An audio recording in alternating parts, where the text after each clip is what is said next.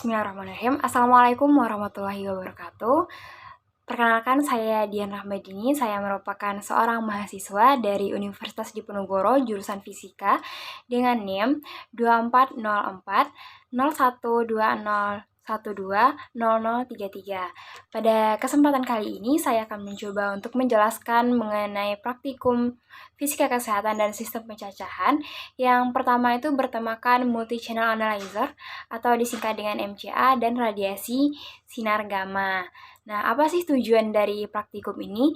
Jadi, praktikum ini bertujuan untuk mengetahui fungsi dan cara kerja dari Multi-Channel Analyzer atau MCA yang merupakan sebuah detektor radiasi yang digunakan untuk mengetahui energi puncak dari sumber radiasi gamma itu sendiri.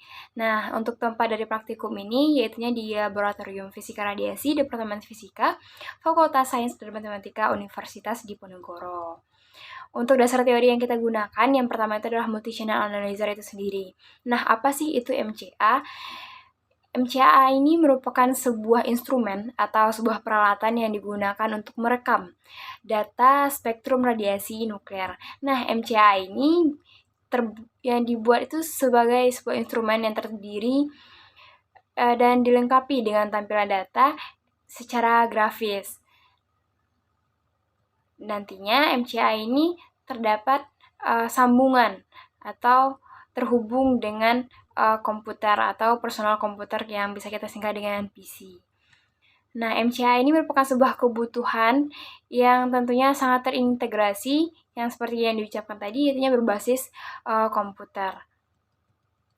Selanjutnya, yaitunya ada yang namanya cesium 137. Nah, apa sih itu cesium 137? Cesium 137 itu merupakan sebuah radioaktif yang digunakan atau sebagai sebuah objek yang akan kita teliti pada saat ini. Jadi radioaktif, salah satu radioaktif yang kita gunakan untuk kita lihat bagaimana energi puncak dari cesium 137 ini. Biasanya cesium 137 ini logam berwarna putih perak yang lunak. Nah, biasanya di dalam cesium ini ditemukan dalam mineral polusit dalam bentuk oksidanya dengan titik leleh 28 derajat Celcius dan titik didihnya itu sebesar 671 derajat Celcius dengan waktu paronya itu selama 30,17 tahun yang merupakan isotop radionuklida cesium. Nantinya cesium 137 ini akan memancarkan radiasi beta yang menjadi barium 137 metastabil dengan waktu paronya itu cuma 2,56 menit. Nah, apa sih bagaimana metodologi dari praktikum ini? Yang pertama, alat dan bahan yang kita gunakan. Alat dan bahan yang kita gunakan yang pertama tentunya sumber gamma atau radioaktif yang tadi, yaitunya bernama cesium 137. Kemudian menggunakan timbal atau kita sebut dengan PB. PB ini dengan ketebalannya itu ada 1 mm, kemudian ada yang 3 mm dan 5 mm. Kemudian kita menggunakan sensor Casey, kemudian ada detektor sintilasi, power supply 1,5 kV, kemudian tiang penyangga dan penjepit, kemudian kita hubungkan dengan komputer. Kemudian cara kerja yang digunakan, yang pertama itu adalah menyiapkan alat dan bahan yang dibutuhkan, kemudian memasangkan radioaktif cesium 137 ini pada alat, kemudian menghubungkan alat tersebut dengan desktop. Sebelum itu kita harus menghubungkan alat dengan stop kontak, kemudian menyalakan komputer dan baru membuka program atau software Casey pada komputer tadi, kemudian melakukan kalibrasi. Tentunya menghitung radiasi dari cesium 137. Yang pertama itu menggunakan absorber, kemudian yang kedua itu tanpa absorber. Yang menggunakan absorber ini tuh yang kita gunakan adalah timbal atau PB dengan ketebalan 1 mm, 2 mm, dan 3 mm. Setelah itu baru melakukan ekspor data yang didapatkan dari sensor Casey ke Microsoft Excel. Nah, hasil yang didapatkan itu setelah dilakukan pengeksporan data dari sensor Casey ke Microsoft Excel, didapatkan data di mana ditunjukkan bahwa radioisotop Cesium-137 ini merupakan radioisotop yang memancarkan sinar gamma dengan energi 0,0662 MeV. Dalam peluruhannya, cesium-137 ini akan berubah menjadi barium-137 dengan meluruhkan beta, partikel beta, dan karakteristik energi lemah sinar gamma akan diserap oleh stainless steel yang digunakan sebagai pembungkusnya, sehingga sumber klinisnya adalah pemancar gamma. Jika energi radiasi yang dipancarkan oleh unsur radioaktif cesium-137 ini diserap seluruhnya oleh elektron-elektron pada kristal detektor NiTl, maka interaksi ini disebut dengan efek fotolistrik yang menghasilkan energi puncak atau yang disebut dengan fotopik pada spektrum gamma pada daerah energi 661,65 kV. Nah, apabila foton gamma berinteraksi dengan sebuah elektron bebas atau yang terikat lemah, misalnya elektron pada kulit terluar suatu atom, maka sebagian energi foton tersebut akan diserap oleh elektron dan kemudian terhambur. Interaksi ini disebut dengan hamburan Compton.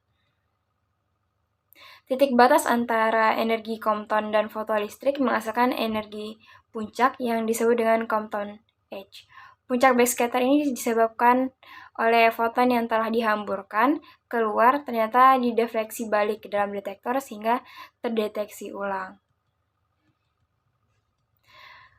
Kemudian perbandingan kemampuan absorber timbal menahan radiasi cesium-137 ini terlihat pada sebuah grafik yang menunjukkan bahwa absorber timbal dengan ketebalan 5 mm dapat melemahkan lebih banyak intensitas radiasi yang mencapai detektor daripada absorber timbal dengan ketebalan 3 mm dan 1 mm. Dinyatakan bahwa semakin tebal timbal yang digunakan, maka semakin sedikit intensitas radiasi yang akan mencapai detektor. Nah, apa sih kesimpulan dari praktikum ini? Praktikum ini menyimpulkan bahwa multi-channel analyzer atau MCA merupakan perangkat spektroskopi yang digunakan untuk mengidentifikasi distribusi energi emisi foton material radioaktif sehingga dapat dilakukan identifikasi material yang diuji. Pada praktikum ini menggunakan absorber timbal dengan ketebalan yang berbeda, yaitu 1 mm, 3 mm, dan 5 mm.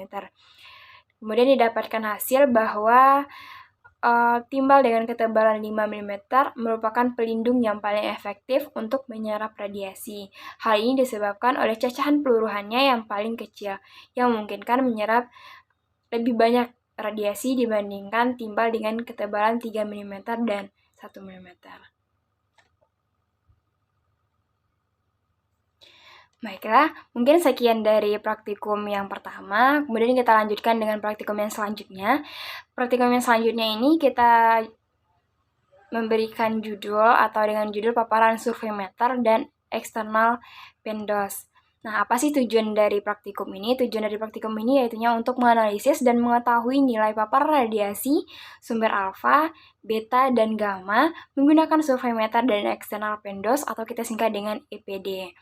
Tempat yang kita gunakan adalah Laboratorium Elektronika dan Instrumentasi atau Laboratorium ELINS di Departemen Fisika Fakultas Sains dan Matematika Universitas Diponegoro. Untuk dasar teori yang kita gunakan yaitu yang pertama adalah survei meter. Survei meter ini merupakan sebuah alat yang digunakan untuk mendeteksi tingkat radiasi di lingkungan agar pekerja radiasi itu terhindar dari paparan radiasi yang tidak diinginkan. Sehingga survei meter ini sangat penting kita gunakan agar tidak terjadi efek-efek yang nantinya dapat ditimbulkan dari radiasi yang tidak diinginkan. Survei meter ini yang berada di pasaran itu mempunyai beberapa kelemahan, diantaranya adalah ukurannya yang relatif besar dan tidak dapat dilihat dari jarak jauh.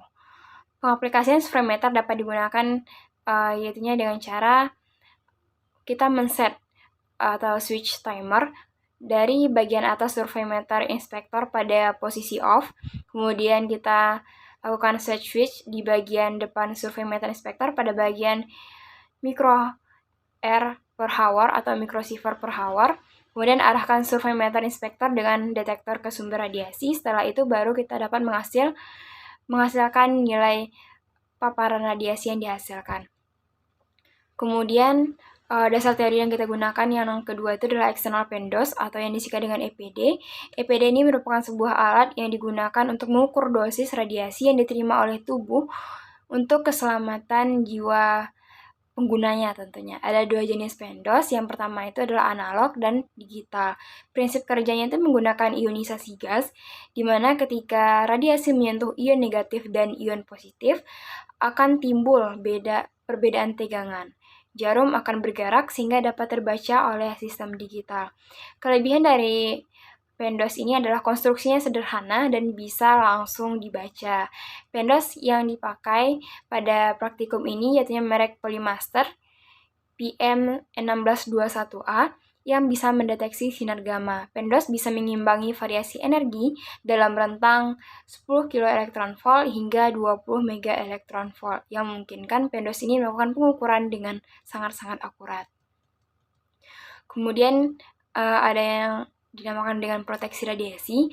Proteksi radiasi ini merupakan sebuah ilmu yang kita gunakan, yang itunya berkaitan dengan upaya perlindungan yang perlu diberikan kepada individu-individu atau orang-orang yang berkemungkinan terkena paparan radiasi, dan tentunya dengan proteksi ini kita dapat melindungi pekerja radiasi dari sumber radiasi pengen yang tidak diinginkan.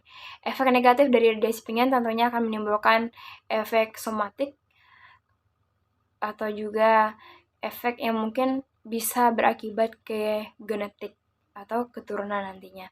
Waktu yang dibutuhkan hingga terlihatnya gejala efek ini tentunya sangat bervariasi, juga tergantung dari dosis yang digunakan. Contohnya bisa terjadi katarak, atau bisa jadi kanker, atau adanya luka bakar seperti itu. Jadi kita sangat perlu mematuhi yang dinamakan itu proteksi radiasi. Kemudian untuk metodologi, yang pertama adalah bahan yang digunakan. Yang pertama adalah survei meter dengan Polymaster PM1405. Kemudian menggunakan personal dosimeter atau EPD Polymaster PM1621A. Kemudian menggunakan sumber radioaktif, yaitu cesium 137, kemudian menggunakan strontium 90 dan juga AM241. Dan kita juga menggunakan penggaris untuk menghitung jarak nantinya. Cara kerja yang kita gunakan, yang pertama adalah menyiapkan alat dan bahan yang dibutuhkan, kemudian mengukur nilai paparan lingkungan menggunakan survei meter dan EPD, kemudian menempatkan survei meter dan EPD di dekar sumber radioaktif, kemudian mengukur nilai paparan dengan variasi jarak pada 0 cm, kemudian sampai dengan jarak 100 cm dengan kenaikan 10 cm setiap pengukurannya. Kemudian setelah itu baru kita lakukan analisis data nilai paparan radiasi. Untuk hasil dan pembahasan, hasil pengukuran paparan radiasi dengan survei meter dan personal dosimeter dirangkum pada sebuah tabel. Nah, di mana pada tabel ini memiliki perbedaan yang sangat signifikan, terutama pada sumber SR atau strontium 90 dan AM241. Pengukuran radiasi pada SR90 dan AM241 dengan personal dosimeter menunjukkan hasil paparan yang sangat relatif kecil terhadap hasil pengukuran oleh survei meter PM1405. Hal ini terjadi karena personal dosimeter yang digunakan itu tidak kompatibel untuk mengukur paparan radiasi beta dan alfa, mengingat strontium ini adalah pemancar partikel beta dan AM241 merupakan pemancar partikel alfa.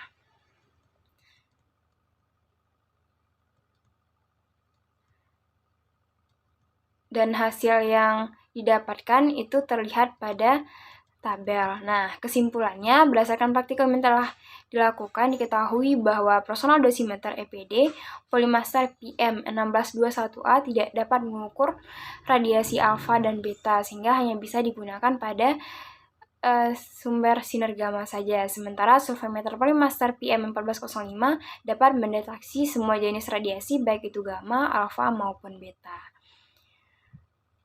Mungkin sekian dari praktikum yang kedua.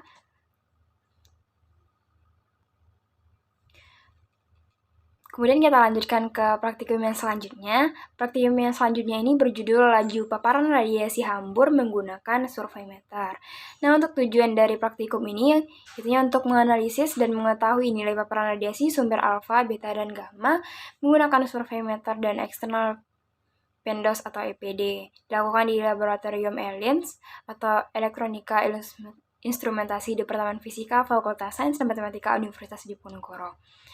Dasar teorinya yaitu yang pertama menggunakan survei meter, tentu saja. Kemudian survei meter ini bisa untuk melakukan pengukuran laju dosis dengan satuan mikroair per hour dan mikrosievert per hour dengan cara melakukan settingan pada switch timer bagian atas survei meter inspector pada posisi off, kemudian melakukan set switch di bagian depan survei meter inspector pada bagian mikro air per hour atau mikrosievert per hour, kemudian arahkan survei meter inspektor dengan detektor ke sumber radiasi, kemudian hasilnya dapat dilihat pada display layarnya. Kemudian pengukuran cacah atau PM per CPS dengan cara set switch timer pada bagian atas survei meter inspektor pada posisi off, kemudian melakukan set switch di bagian depan survei meter inspektor pada bagian CPM per CPS, kemudian arahkan survei meter inspektor dengan detektor ke sumber radiasi. Setelah itu baru kita bisa melihat hasil yang didapatkan dari display. Kemudian kita juga dapat mengukur jumlah cacah per satuan waktu atau dengan satuan total per timer. Dengan cara yang pertama adalah settingan switch timer pada bagian atas survei meter inspektor pada posisi set, kemudian melakukan set switch di bagian depan survei meter inspektor pada bagian total per timer, kemudian kita bisa melakukan atau menekan tombol plus atau minus di bagian atas untuk mengatur waktu yang digunakan dalam satuan menit, kemudian melakukan settingan switch timer pada posisi on. Setelah itu, survei meter inspektor akan mulai mendeteksi cacah radiasi per satuan waktu yang telah diset. Kemudian bila terdapat tanda bip 2 kali, itu waktu pendeteksiannya sudah habis, sehingga nilainya akan ditampilkan di display dengan satuan jumlah cacah per satuan waktu. Contohnya itu 54 per menit. Artinya 54 jumlah cacahan dan waktunya adalah 1 menit. Kemudian dengan survei meter juga dapat merubah satuan laju dosis mikroair per hour ke mikrosievert per hour atau bisa sebaliknya. Bagaimana caranya? Yang pertama itu pada saat menghidupkan survei meter inspektor secara bersamaan menekan tombol plus pada bagian atas, kemudian tekan tombol plus pada bagian atas sampai muncul icon menu pada display. Setelah itu tekan tombol plus atau minus pada bagian atas sehingga di display itu tampil angka 2. Dan itu kita ada sedikit note di mana jangan mencoba nomor lain karena akan merubah kalibrasi alat. Setelah itu kita tekan tombol settingan pada bagian atas alat dengan menekan tombol plus atau minus untuk memilih satuan laju dosis mikroair atau mungkin mikrosievert per hour. Setelah itu tekan tombol set atau selesai, maka survei inspektor akan tampil sesuai dengan aturan yang telah diset. Alat dan bahan yang digunakan, yang pertama adalah survei meter PM1405, kemudian sumber cesium 137, ada sumber strontium 90, dan AM241. Kemudian kita juga menggunakan penggaris. Nah, untuk cara kerja yang kita gunakan, yang pertama sebelum praktikum dimulai tentunya kita harus mempersiapkan segala kebutuhan, alat dan bahan. Kemudian survei meter didekatkan dengan sumber radioaktif, baik itu cesium 137, ester 90 dan AM241 untuk mengukur laju paparan radiasi yang dihasilkan oleh sumber radioaktif. Setelah itu kita melakukan variasi jarak, pengukuran dengan meletakkan survei meter dengan jarak 10 cm, 20 cm, 30, 40, dan 50 cm dari sumber radioaktif. Kemudian kita mencatat hasil pengukuran yang dilakukan. Proses tersebut kemudian menghasilkan pengolahan data.